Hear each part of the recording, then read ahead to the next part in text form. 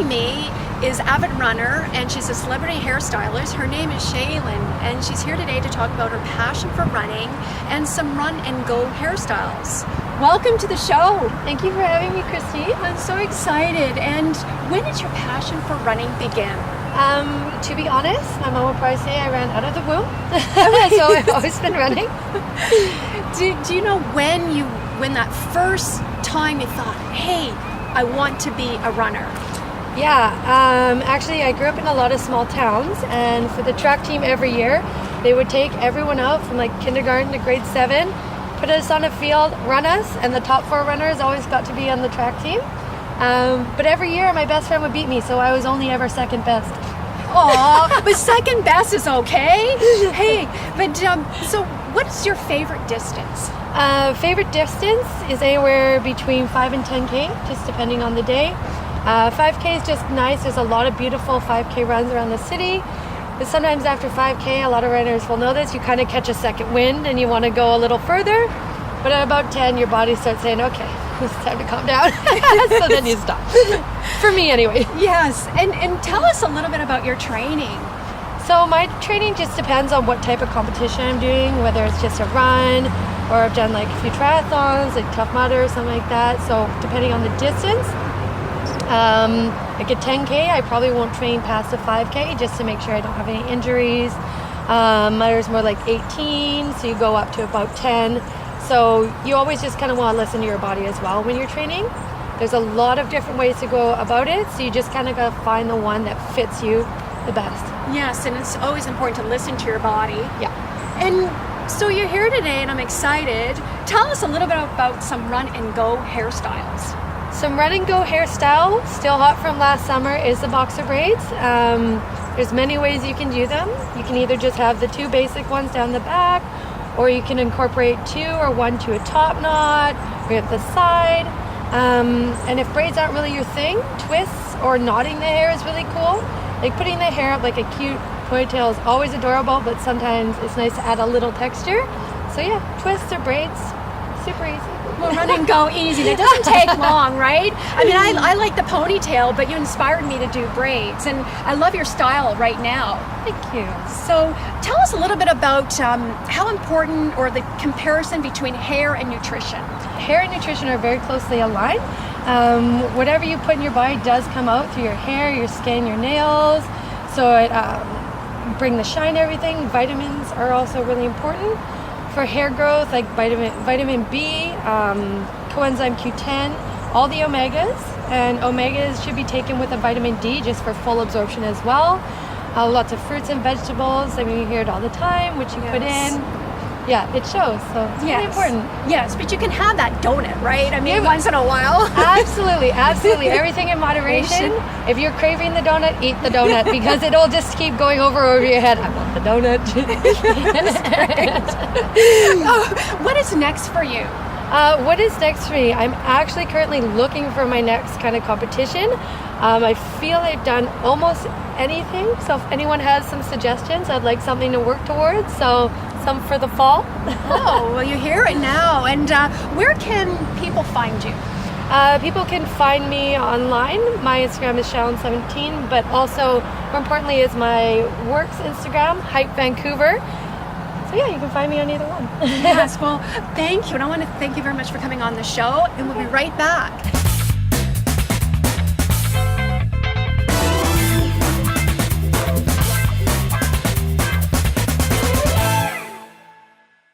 Joining me are 2 special guests.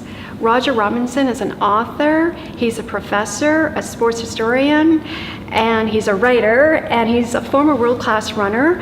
And we also have Kathrine Switzer, who's an author of Marathon Woman and many other books they're both known for. And she's the first woman to officially register for the Boston Marathon, and I'm delighted to have them both on the show. And welcome to the show, and welcome back to Vancouver. Thank you, it's wonderful to see you again. And yes. we love Vancouver. We've been here often together. One thing you didn't say is that we are actually married, which is why we are operating together. And now it's on and Vancouver was one of the first places we came to, in fact. Well, welcome. Yeah. And so you're both here today to talk about, well, running, of course, and congratulations on the release of your new book called you. When Running Made History. So tell us, when did this all begin? Well, people say, how long did it take you to write the book? And I say, well, about 70 years, because it's a lifetime experience. It really began with the idea that nobody has written the history of the modern running movement. They've written histories of running going back to ancient Greece, etc. But the modern running movement is so important in society that I felt somebody should write a history of it. But as I got into it, I realized that it was more than just a history of running, because, to put it this way around, could you imagine writing a history of New York or of Boston or of London or even of Vancouver without referring to its marathon? Because those events have such an impact. And I realized that running is actually more important than just something that happens on the back pages of the newspaper. And then the other dimension, as I began to write this, was that I realized I was drawing on my own experience so much. And in a way that was getting in the way of the history, of being, as it were, an objective historian. And I thought, well, I better be upfront about this and write about the history that I have witnessed or been part of, which I've been fortunate, or in some cases not so fortunate, to be right there on the spot. You know, nobody really wanted to be in New York on 9/11, and nobody really wanted to be in Boston at the time of the bombings, but I was. And I saw what happened with running and how important it was in helping with the world to recover from those things. So I decided I'll be quite upfront about this is my personal experience. I'm not writing about things that I wasn't present at, I'm writing about those, and through that I managed to, as it were, lay the groundwork for a full history. Like an observer, right? Yes, it's not, I see the book as not being about me, it's about me as observer, so exactly that. Yeah. So when was the moment you said, I want to write the book? Was it when you ran the Berlin Marathon? That actually was a seed for it, because Kathrine and I were invited to Berlin in 1990. She's an old friend of Horst Milder, who was the race director. His son Mark Milder is now the race director. And they invited us there. Neither of us was really fit, but we were up front. We told him about that.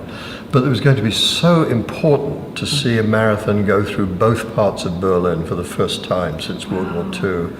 And in our different ways, we had both been very affected by Germany. I was in England, just outside London, in the war. And so my first memories were of bombs and then flying bombs dropping on houses in our street. Kathrine was actually born in Germany because her father was in the US Army. And so we both had these strong connections with Germany. We wanted to see this sort of absolute, epic moment in history of when Germany was being reunited. And what I say in that chapter, and this is absolutely true observation, is that the best celebration of that reunification was the marathon. The celebration itself, they had fireworks, and they had speeches, and they had Beethoven's Ninth Symphony and all of that. But the German people were a bit kind of guarded. They didn't want to get too carried away by jubilation. And I say in the book, they know what mass jubilation can lead to, so they're a bit cautious about it. But the marathon runners let it all hang out. And as I said, I've never been kissed by so many soggy bearded Europeans as when we were going through the Brandenburg Gate, and it was a fabulous experience. Yes. And it expressed freedom. It expressed the world's jubilation that this was an important step forward in freedom. Right, and you know what, we talked at the top of the show, I should say, about how did you two meet? How did it happen? Well, it was really interesting. We actually met on the speaking stage at the 1983 Canberra Marathon in Australia. And so we weren't actually running together, and I had heard about him as a speaker. But once he started to speak, of course, with that beautiful voice and a wonderful storytelling ability, I fell in love at first voice. Some people fall in love at first sight. I fell in love at first voice. And Roger, how did Well, we had actually met, sort of met, or I'd seen her 3 years before, because I was in London doing academic research, and I read there was going to be a women's marathon in London, so I went out to watch it, combined it with my Sunday run. And before the women themselves came by, this big London bus came by with the officials on it, and included in those, and I say in the book, I'm prepared to swear that I actually saw Kathrine Switzer on the top of this big open-top double-decker bus, because she was the race director of that race. And that's in a way typical of what I was saying about how this was my eyewitness. So my contact with women's running started at that moment, or at least my close-up of modern women's running started at that moment, though I'd actually always mixed with women runners quite naturally in England and New Zealand. And then, of course, when Kathrine and I in 1983 actually met, and then very soon afterwards got together and married, I've been able to observe women's movement from close up through that quite privileged position. And one of the challenges of the book was writing about women's running, using that inside information, but without being biased. You know, without everybody saying, oh, of course, you're married to Kathrine Switzer, and getting what I'm actually quite pleased with as one of the best objective accounts of Kathrine's career and what she contributed to women's running. Not in a biased way, but really getting it in a different perspective. But creating an incredibly good and an historically important chapter on women's running, totally outside of me, about the history of women's running. Roger goes back and he has, in the book, one of the best chronologies, one of the best timelines of women's running in the back of the book. Yeah, it's really it's not a history of running, but that's one of the things that's wrapped within the book. Right. It's a history of the modern running boom, history of women's running, history of masters running. Those three things are all in it.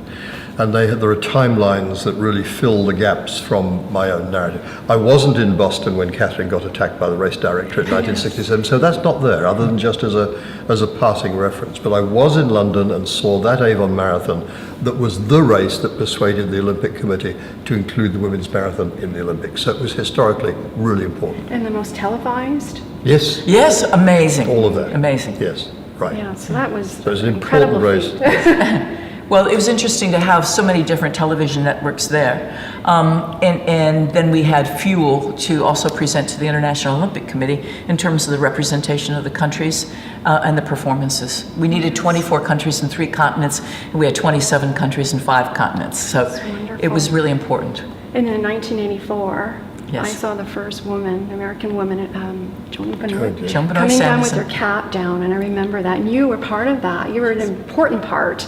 So I was, and in fact, I was on the commentary Me too. team as well as helping to make the event itself happen.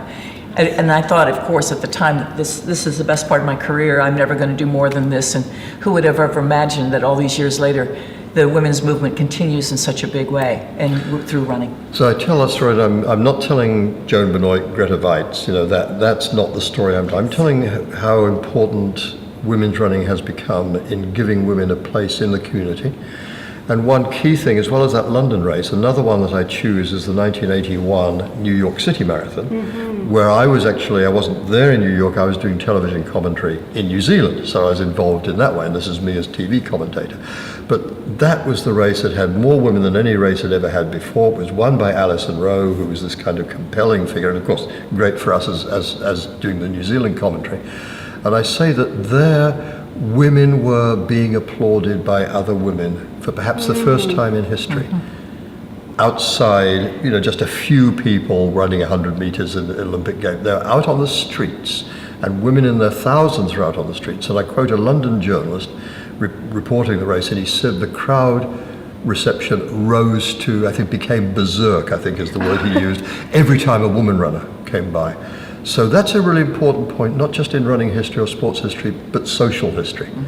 Women are out there, not necessarily being as big and strong and beautiful as Alison Rowe, but just out there cranking it out and doing it and being applauded for trying. Yes. And your book is based on 21 events. Yes. And I understand that women, there's a chapter on women's run from 1896 to 27 was a running boom, right? And That covers, Yes, for women's right. running I go back a bit because Yes. there's a lot of dispute about what happened in 1896, and I want to try and clarify that. But the main emphasis is running boom time, 1970s and 80s. Yeah, Yes. yeah. And what other important, there was the Ben Johnson you wrote about, the Yeah, chapter. reluctantly. Reluctantly. Well, one that links with Vancouver, Christine, is I give one chapter, and of course I've lived in New Zealand for 50 years, and I love that country. And I was the stadium announcer at the Commonwealth Games in 1974. And what I saw happen in little Christchurch, New Zealand, was that putting on those games enabled Christchurch and New Zealand as a whole, in a way, to redefine themselves and give themselves a place in the world. And Vancouver had done that in 1954. And Jason Beck's book, The Miracle Mile, about the Vancouver, says exactly that. He said, that time Vancouver defined itself as a multicultural place for the first time in history, and a city that had a place in the world instead of being right on the edge of the edge, which it had always been before. And I realized, having read Jason's book and thinking about Christchurch, realized that the same process was happening there. So for community, for the thing that running does for a whole community, that's an important chapter, and it links with what happened in Vancouver at that time. And it's basically, it's not a book on history of running, right? It's about running is more than a sport. Yes. Another chapter, for instance, and this is something that means a lot to me, is I see running as a leader in the environmental movement, and I think it could be more of a leader. It's got a lot of money, a lot of lobbying power, and I'd like to see us doing more even than we are now in terms of making a contribution to the places that we run in. Yes. We go out and we ran some beautiful trails this morning here in Vancouver, in a nice wooded area. Well, does the sport of running actually help to pay for that? Does it invest in it? I don't know, but I think it should. And I think we should be doing more to develop those areas, to develop running trails, and to put back into the places where we run. And in that way, running has made history, because I quoted a whole lot of races, where running does contribute to the environment. And the argument is, I think running can do more. Yes, and is that your favorite part of the book, Or No, I think I really have two favorite parts. One, I'm old, and therefore it's great to look back on your childhood. And so writing about what I saw when I was age 9, when I saw Emil Zatopek, that has a real appeal. Yes. The other is, I'm a runner, and so the race I like talking about most is the one I won.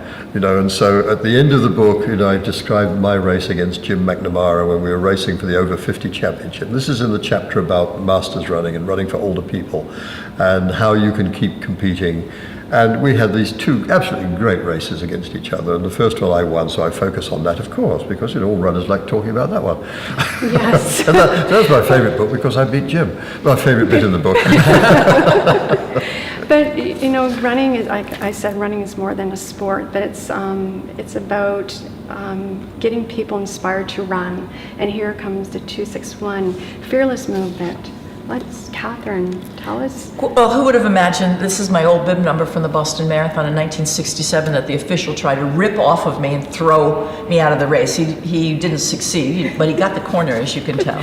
My boyfriend decked the official, and I went on to finish. But what's happened is, oddly enough, in the 51 years since then, is the number has become sort of a cult number, meaning fearless in the face of adversity.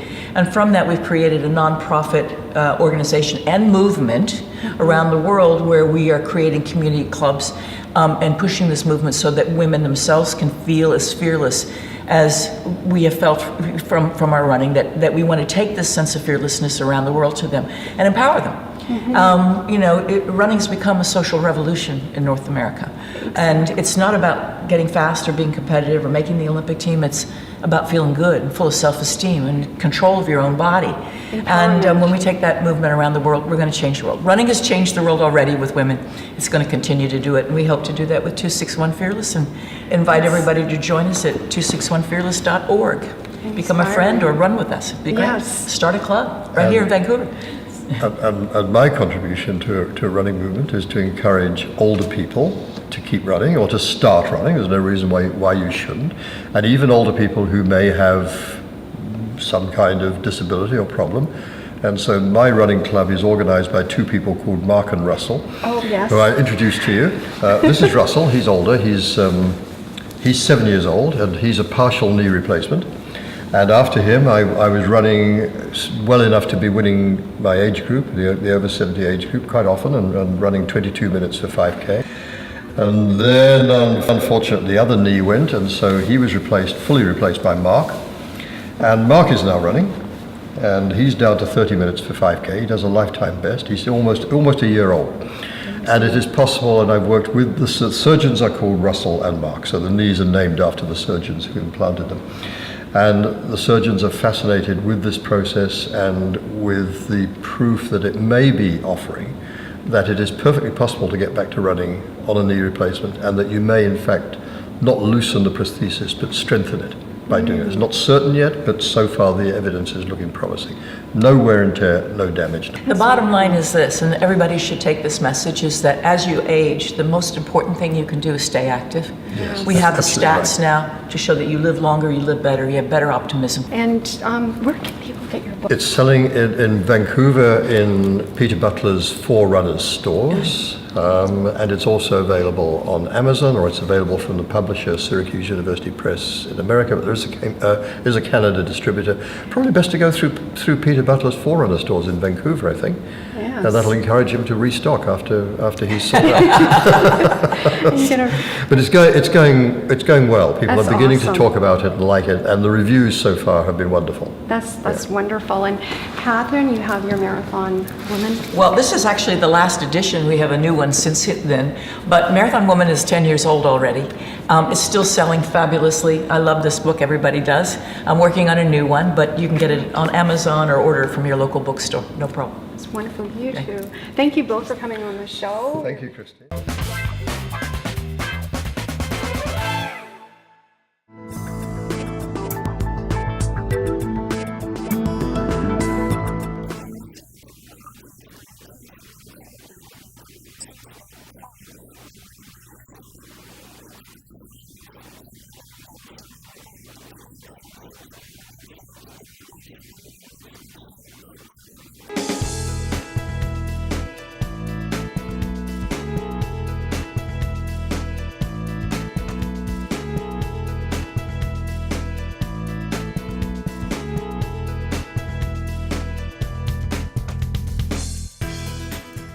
Thanks for watching. If you have a question or comment about today's show, go to our website on the screen. For past episodes of the show, go to our YouTube channel. Until next time, run with it. Run With It is sponsored by BC Sports Hall of Fame, Hype Hair, Mallory's Fashion Network, and Skechers Performance Canada.